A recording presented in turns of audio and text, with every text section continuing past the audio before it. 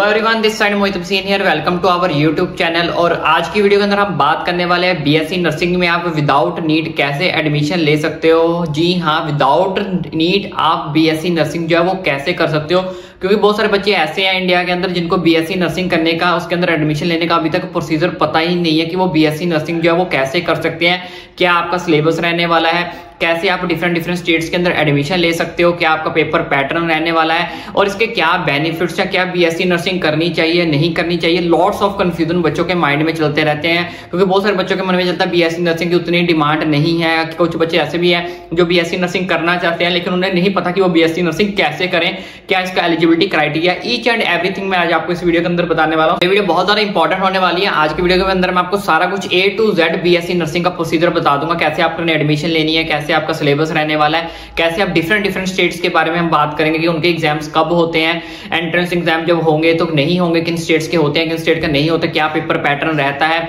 BSc nursing करनी चाहिए या नहीं करनी चाहिए, अगर करोगे तो क्या क्या बेनिफिट्स मिल सकते हैं। तो ईच एंड एवरीथिंग यहाँ पे मैं आपको सब कुछ बताऊंगा। लेकिन उससे पहले बात कर लेते हैं यहाँ पे बीएससी नर्सिंग जो है हमारा मेन चीज है विदाउट नीट। क्या बीएससी नर्सिंग विदाउट नीट कर सकते हो? जी हाँ, डेफिनेटली बीएससी नर्सिंग आप विदाउट नीट कर सकते हो, क्योंकि बीएससी नर्सिंग के अंदर जब भी आपको एडमिशन लेनी है तो उसके लिए आपको नीट की जरूरत नहीं है। बीएससी नर्सिंग करने के लिए हमें नीट की जरूरत नहीं होती है। बीएससी नर्सिंग के अंदर अगर आपको एडमिशन लेनी है तो आपको विदाउट नीट ही आपको जो एडमिशन होता है। लेकिन उसके लिए एक्चुअल में होता क्या है, डिफरेंट स्टेट, जितनी भी स्टेट्स हैं अपने इंडिया के अंदर, चाहे वो पंजाब है, हरियाणा है, राजस्थान है, उत्तराखंड है, बिहार है, यूपी, कोई भी स्टेट है, वो सारी की सारी जो स्टेट्स है कंडक्ट डिफरेंट एंट्रेंस एग्जाम। हर स्टेट का अपना अपना अलग से एग्जाम होता है हर स्टेट वाले बच्चों के लिए।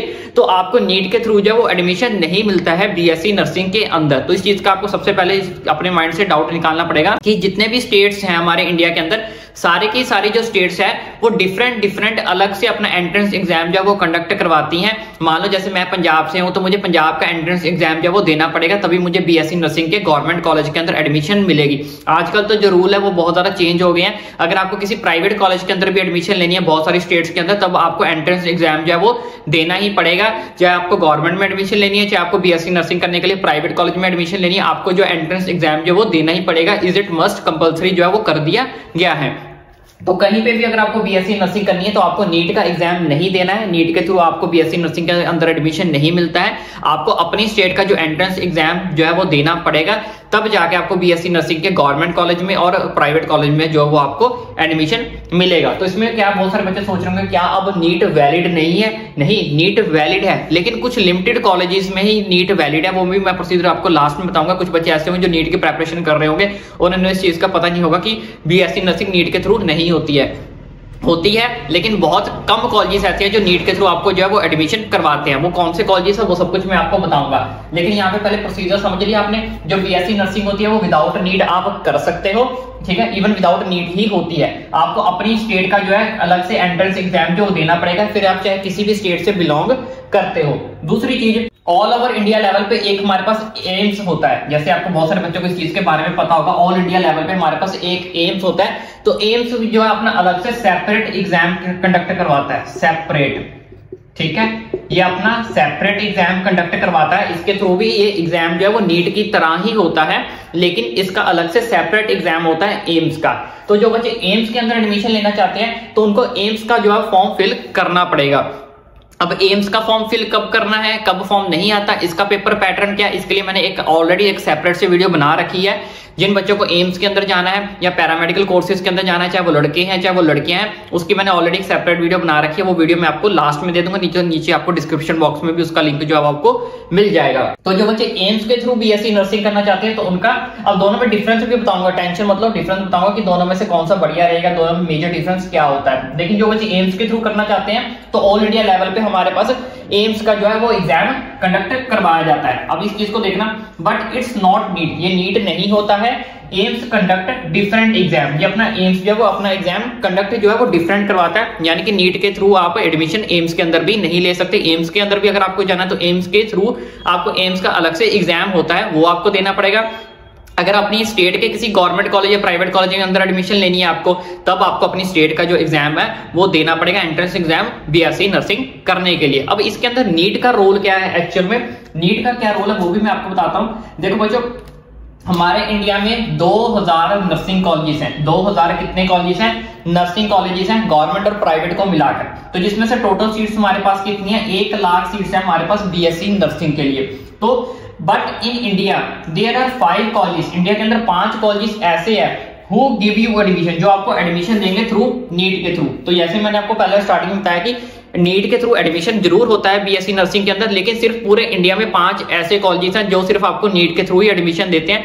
बाकी अगर आपको बीएससी नर्सिंग करनी है तो या तो आपको एम्स के थ्रू करनी पड़ेगी, तो आपको एम्स का अलग से एग्जाम देना पड़ेगा। अगर अपनी स्टेट के अंदर ही करनी है तो आपको स्टेट के अंदर अपना स्टेट वाला एंट्रेंस एग्जाम है जो आपको देना पड़ेगा। अब ये 5 कॉलेजेस ऐसे कौन कौन से हैं वो मैं आपको बता देता हूँ। 3 कॉलेजेस इसके दिल्ली के अंदर है, एक कॉलेज आपको भोपाल नर्सिंग कॉलेज है जो भोपाल मध्य प्रदेश में है, और एक है BHU जो कि यूपी के अंदर पड़ता है, बनारस हिंदू यूनिवर्सिटी। ये 5 कॉलेजेस ऐसे हैं जो आपको नीट के थ्रू जो है वो एडमिशन देते हैं। इसका प्रोसीजर भी उसी वीडियो के अंदर मिलेगा जो एम्स और पैरामेडिकल का जो डिस्क्रिप्शन बॉक्स में पड़ी है, उसमें सारी डिटेल्स आपको उसकी मिल जाएंगे, कॉलेजेस के नाम भी मिल जाएंगे आपको। बहुत सारे बच्चों के मन में डाउट रहेगा कि सर हम एम्स के थ्रू जाएं या फिर अपने स्टेट के थ्रू अपना एंट्रेंस एग्जाम दें। देखो बच्चों, जो आपकी स्टेट का एंट्रेंस का एग्जाम होता है उसमें सिर्फ आप अपनी स्टेट का एग्जाम फिल कर सकते हो। जैसे मान लो मैं यूपी से हूं तो मैं सिर्फ यूपी की स्टेट का एंट्रेंस एग्जाम जो वो फिल कर सकता हूं, मैं दूसरी स्टेट का एग्जाम न फिल नहीं कर सकता, ना मैं हरियाणा का फिल कर सकता हूं, ना मैं पंजाब का फिल कर सकता हूं। लेकिन एम्स ऐसा एग्जाम है जो ऑल ओवर इंडिया लेवल पे होगा, इसमें कोई भी स्टेट का बच्चा हो वो अपना जो एग्जाम है वो फिल कर सकता है, अपना पेपर जो है वो दे सकता है ऑल इंडिया लेवल पे एम्स के अंदर, जो आपका एक सेपरेट एग्जाम होता है। तो देखो बच्चों, अगर आप किसी अच्छे खासे गवर्नमेंट कॉलेज के अंदर भी चले जाते हो अपनी स्टेट के अंदर, तो भी आपकी एक तो फीस कम हो जाएगी, तो ऊपर से बीएससी नर्सिंग की आज के टाइम पे इतनी ज्यादा डिमांड है ना कि आने वाला फ्यूचर आपका अच्छे से सिक्योर हो जाएगा। इसमें कोई डाउट नहीं है, कोई शक नहीं है कि बीएससी नर्सिंग का फ्यूचर नहीं है। बीएससी नर्सिंग का फ्यूचर बहुत ज्यादा अच्छा है और आने वाला फ्यूचर भी आपको ये बहुत सारी चीजें जो है आपको देगा, आपका एक अच्छा खासा करियर आपका बना देगा। जो बच्चे जीएनएम कर रहे हैं, जीएनएम करने के बाद भी उनको बीएससी पोस्ट बीएससी नर्सिंग जो है वो करनी ही पड़ती है, क्योंकि बीएससी नर्सिंग करने के बाद ही उन्हें एक अच्छी खासी जो सैलरी और एक अच्छा खासा उनको प्रोफेशन जो है वो मिलता है। तो बच्चे फॉरेन जाना चाहते हैं तो उनके लिए भी बीएससी नर्सिंग एक बहुत ज्यादा अच्छी चीज है। बीएससी नर्सिंग की फॉरेन में भी हद से ज्यादा डिमांड है, वो डे बाय डे जो है बढ़ती जा रही है। इवन कुछ कंट्रीज ऐसी हैं फॉरेन के अंदर जो आपको बीएससी नर्सिंग के बाद खुद वहां से वीजा भेजती हैं, खुद एडमिशन लेटर जॉब लेटर आपको भेजती हैं कि यहाँ पे हमारे पास आके जो है मास्टर डिग्री करो या फिर हमारे लिए जॉब करो। तो बीएससी नर्सिंग की डिमांड जो है वो आने वाले टाइम में बढ़ती ही जा रही है डे बाय डे। तो अगर जिन बच्चों के माइंड में ये डाउट था कि बीएससी नर्सिंग करने के बाद हमारा कोई प्रोफेशन नहीं, हमारा कोई करियर नहीं है, तो ऐसा बिल्कुल भी नहीं है। बीएससी नर्सिंग करने के बाद आपके पास अच्छी खासी जो है एक डिग्री लाइन जो है वो मिल जाएगी, अच्छी खासी एक आपके पास जॉब लाइन करियर ऑप्शन आपके लिए बहुत ज्यादा जो खुले हुए हैं। आप मेडिकल ऑफिसर के अंदर जितने भी बड़े बड़े विभाग होते हैं, नर्सिंग स्टाफ के ऑफिसर्स होते हैं, वो सारे के सारे बीएससी नर्सिंग किए ही होते हैं। अगर आप कॉलेज के अंदर जितने भी आपके प्रोफेसर्स होते हैं जो आपको बीएससी नर्सिंग पढ़ाते हैं, वो भी बीएससी नर्सिंग किए ही होते हैं। तो बीएससी नर्सिंग करने के बाद आपके पास करियर अपॉर्चुनिटीज बहुत ज्यादा है। कहने का मतलब ये है कि आपको अपने माइंड में ये नहीं रखना कि बीएससी नर्सिंग करने के बाद अपॉर्चुनिटीज नहीं है। तो ऊपर से एक चीज और आपको मैं बता देता हूँ, अगर मान लो आप एम्स के थ्रू चले जाते हो, अगर आप एम्स में किसी तरह से एडमिशन ले लेते हो बीएससी नर्सिंग करने के लिए एम्स के अंदर, तो एम्स के अंदर आपकी स्टार्टिंग सैलरी पता है आपको कितनी है? 1 लाख रुपए से आपकी स्टार्टिंग सैलरी होगी पर मंथ की।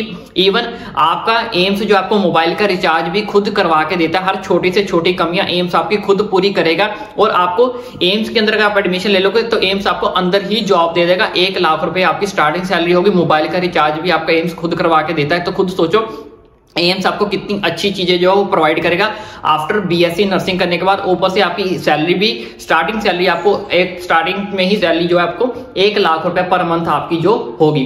तो एम्स के अंदर अगर आप टारगेट करते हो तो एम्स के अंदर बीएससी नर्सिंग करने का भी बहुत ज्यादा बेनिफिट है। लेकिन अगर अपनी स्टेट से भी किसी ना किसी गवर्नमेंट कॉलेज में अगर आप एडमिशन ले लेते हो तो स्टेट के अंदर भी आपको बहुत सारी गवर्नमेंट जॉब्स की अपॉर्चुनिटी जो है वो आपको मिल जाएंगी। तो आइए मैं आपको जरा सा थोड़ा सा पेपर पैटर्न समझा देता हूं। तो पेपर पैटर्न आप यहाँ पे देख सकते हो।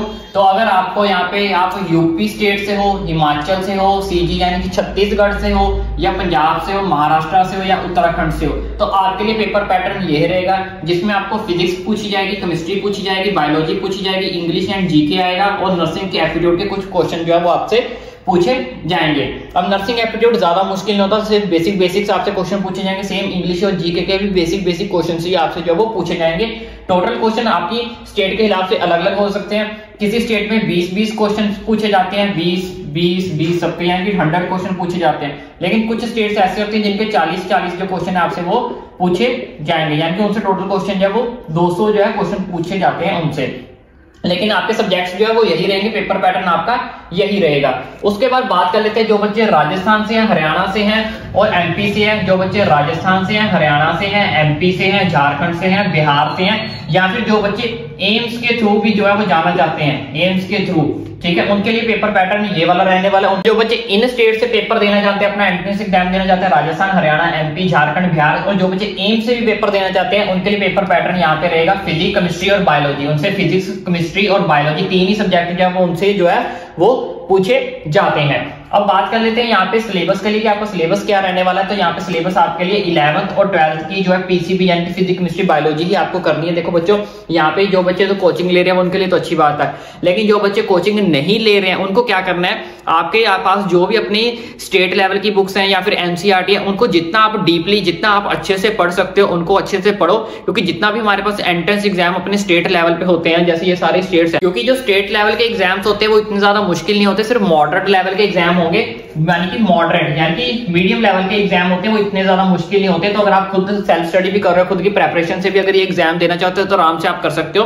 बस आपको क्या करना है, जो भी आपके पास स्टेट लेवल के एग्जाम्स जो आपके पास है, स्टेट लेवल की बुक्स है 11th से 12th की, या फिर अगर आपके पास एनसीईआरटी लेवल की बुक्स है, उनको आपको डीपली थोड़ा सा अंडरस्टैंड करना पड़ेगा, डीपली थोड़ा सा समझना पड़ेगा, तो आप आराम से इन एग्जाम्स को जो है वो क्लियर कर सकते हो। लेकिन इसके अलावा जो एम्स का पेपर होता है वो थोड़ा सा मुश्किल होगा स्टेट लेवल के एग्जाम से, क्योंकि इनका जो स्टैंडर्ड ऑल ओवर इंडिया के लेवल पे होता है, तो इनका जो एग्जाम होगा वो थोड़ा सा क्या होगा, मुश्किल होगा स्टेट लेवल के एग्जाम से। तो अगर आप एम्स के अंदर जाना चाहते हो तो आपको स्टडी थोड़ी सी हार्ड करनी पड़ेगी, और अगर आप अपनी स्टेट का लेवल के एग्जाम देना चाहते हैं तो आपका मॉडरेट लेवल का एग्जाम जो वो कंडक्ट होता है।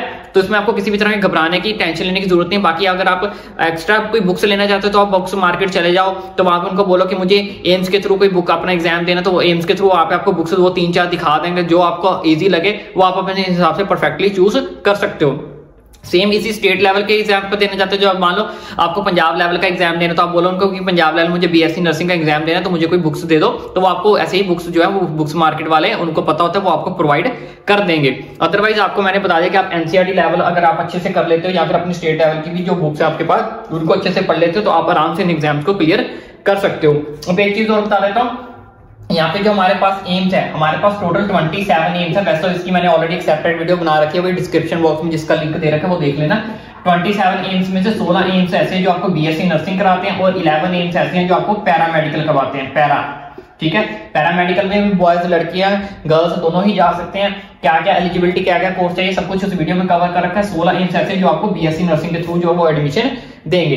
तो ये सारा कुछ मैंने आपको समझा दिया, सिलेबस आपको बता दिया कि ये आपका पेपर पैटर्न रहने वाला, क्या क्या आपको पढ़ना है, क्या क्या आपके एलिजिबिलिटी है, क्या क्या आप एडमिशन ले सकते हो, ईच एंड एवरीथिंग मैंने आपको जो है वो बता दिया। बीएससी नर्सिंग अब आप कैसे कर सकते हो। इसके अलावा भी अगर आपकी कोई डाउट, कोई क्वेरी बचती है तो ओपन या मुझे नीचे कमेंट करके भी पूछ सकते हो। बाकी इसी तरह के और बहुत सारे करियर ऑप्शंस मैं आपके लिए लाता रहूंगा, तो इसलिए चैनल को सब्सक्राइब करके जरूर रखें, ताकि अगर आपका मन नहीं है बीएससी नर्सिंग का, हमारे पास बहुत सारे और भी करियर ऑप्शंस होते हैं, मेडिकल, नॉन मेडिकल फील्ड के सारे करियर ऑप्शंस मैं आपको अपने चैनल पर बताता रहूंगा। तो जो भी आपको अपने हिसाब से परफेक्टली चूज अच्छा लगे वो आप अच्छे से जो है चूज कर सकते हो, इसलिए चैनल को सब्सक्राइब करना ना भूलें।